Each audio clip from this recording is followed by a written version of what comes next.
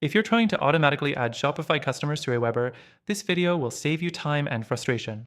I'll show you the easiest way to do it, plus some hidden drawbacks you need to know before setting things up. And at the end, I'll share an alternative that makes this whole process even smoother, so stick around for that. So let's get right into it.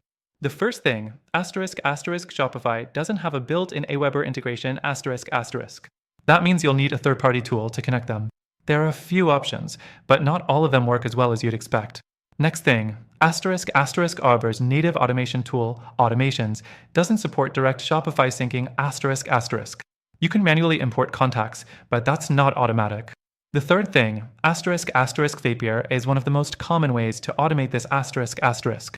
You can create a Zap that triggers whenever someone makes a purchase on Shopify, automatically adding them to your AWeber list. The downside? Zapier gets expensive fast, especially if you have a lot of orders. Plus, there's sometimes a delay in syncing, which isn't ideal if you want instant follow-ups. The fourth thing, ***, using a Shopify app like OmniSend or Automate, IO***, can also work. These tools let you sync Shopify contacts with AWeber, but they often have limitations on automation depth, list segmentation, or pricing based on the number of subscribers. So what's the best solution?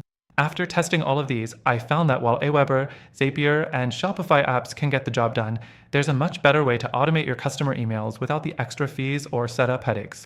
If you want the easiest, most affordable solution to automatically sync Shopify customers with email marketing, I highly recommend checking out the first link in the description.